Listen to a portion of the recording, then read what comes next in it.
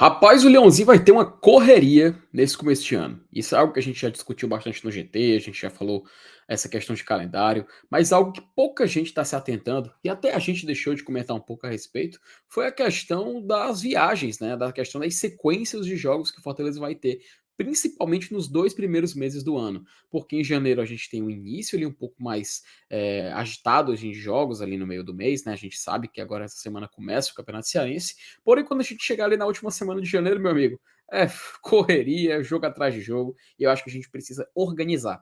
Acho que a gente precisa colocar, principalmente aqui no papel, os cenários que podem se desenhar e complicar a vida do nosso leão a partir agora desse primeiro semestre. Então, fiz esse exercício aqui, vou compartilhar com vocês para a gente poder conversar um pouco dessa questão dos problemas, né, das problemáticas que o Fortaleza vai enfrentar nesse primeiro semestre, principalmente nesses 2 primeiros meses. Eu vou logo começar aqui o vídeo porque é muito assunto, são 3 artes que eu vou colocar aqui na tela e eu acho que a gente precisa deixar um tempinho para comentar sobre a respeito. Então, sem perder tempo, bora lá para o vídeo.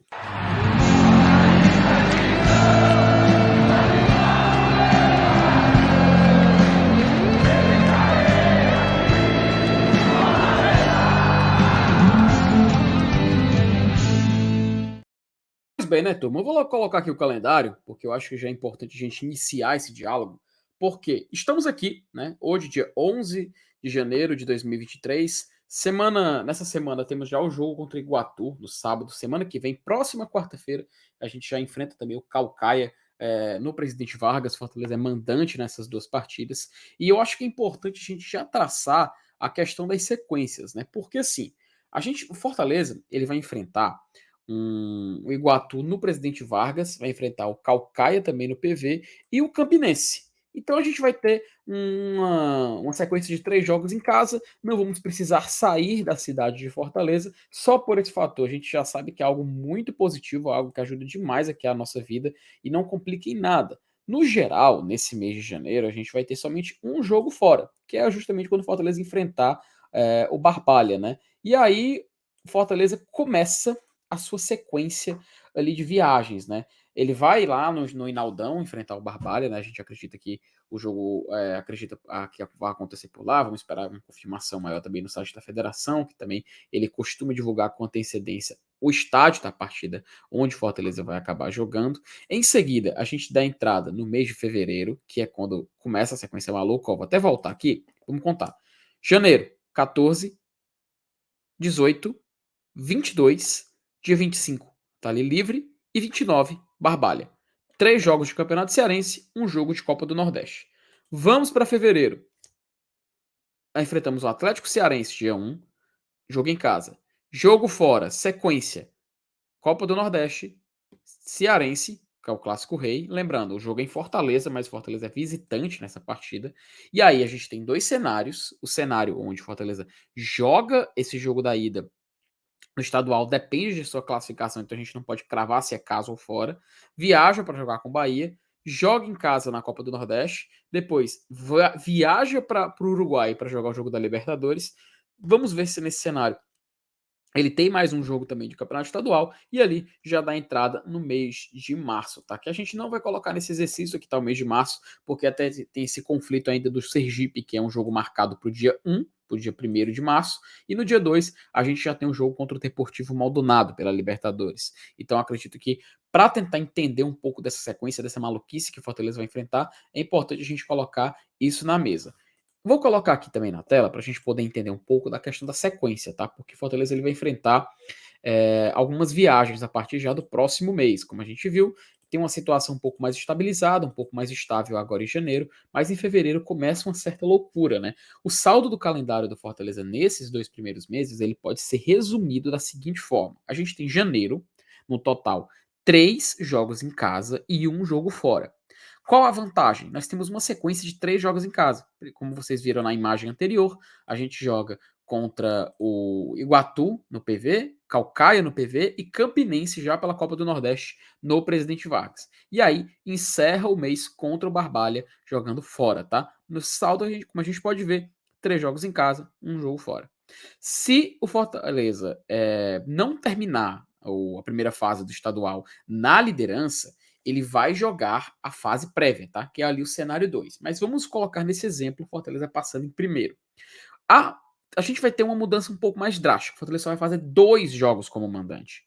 E aí entra o ponto também que a gente queria falar nesse vídeo, que são os jogos no PV. Fortaleza, né? A gente tá tendo muita dificuldade para. Muita gente teve dificuldade para fazer o check-in para esse jogo, tentar conciliar a ida para o estádio. E é um cenário também que a gente vai enfrentar daqui para frente, porque tirando janeiro, o mês de fevereiro, Fortaleza vai fazer mais jogos como visitante do que jogos como mandante, né? Fortaleza pode ter o risco, por exemplo, o risco assim, né? A gente terminando em primeiro, é né? Um risco benéfico no caso, de fazer só 2 jogos como mandante no mês de fevereiro inteiro, né?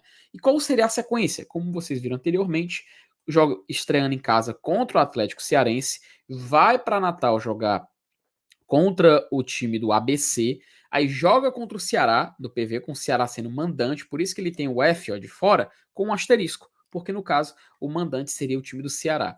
Depois o Fortaleza novamente joga fora, só que aí contra o Bahia, uma viagem para Salvador, joga lá na Arena Fonte Nova. Fortaleza depois acumula mais um jogo em casa pela Copa do Nordeste, podendo ser Santa Cruz ou CSA, como vocês viram no exemplo anterior.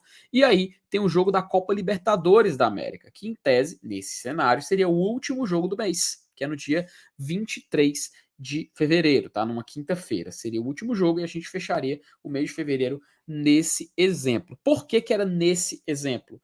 Caso, assim, e é claro, tá? Aqui é o cenário 1, sem contar com os jogos que seriam transferidos caso o Fortaleza termine em primeiro, tá? Por isso que a gente tem como um cenário hipotético, o cenário número 1.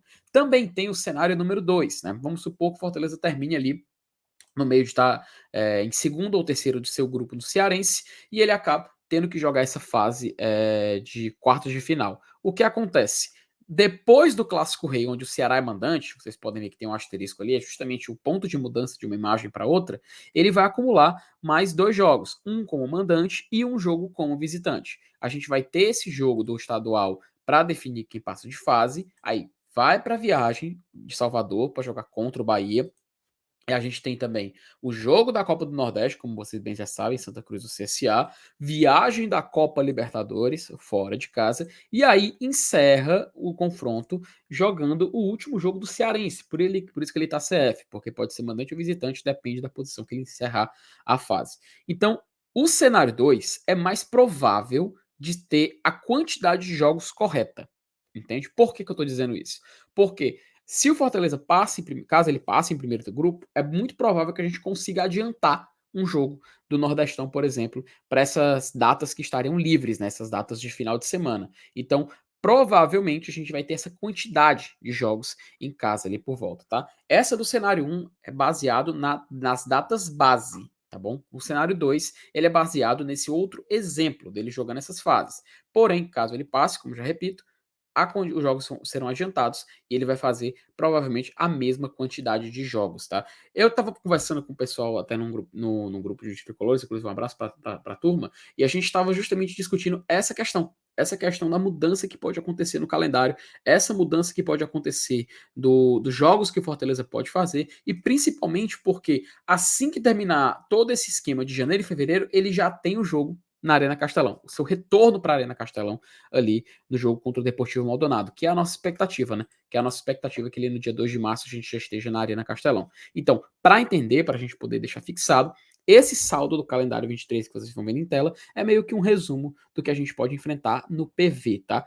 3 jogos em casa, 3 jogos em janeiro, 3 jogos em casa em fevereiro, nesse cenário mais provável de acabar acontecendo, totalizando 6 confrontos. Podendo até ser 7 confrontos, tá? Depende também se outro jogo conseguir ser encaixado na data do Campeonato Cearense, que ele estaria vago, tá? Então acho que é importante a gente ficar com isso na cabeça, a gente entender esse cenário, principalmente para a turma que tá tendo que assistir o jogo no PV e você gosta ou não, é bom a gente deixar bem claro aqui para entender tudo o que está acontecendo. Então, meus amigos, basicamente é um vídeo mais explicativo, tá? Acho que é meio que respondendo algumas dúvidas de uma galera que estava querendo saber de quando eu voltava, de quando é que não ia ter condições e tudo mais. Mas o que a gente sabe é que basicamente a gente tem essa estrutura daqui para frente de calendário, tá? lembrando, qualquer atualização, qualquer confirmação de data, mudanças de jogos, vamos trazer aqui no Glória e Tradição, que não falta, é informação instantânea, então a gente vai manter vocês sempre bem atualizados, ok? Mais tarde tem live, a gente segue na nossa programação normal, a qualquer momento, acontecer qualquer coisa, a gente entra ao vivo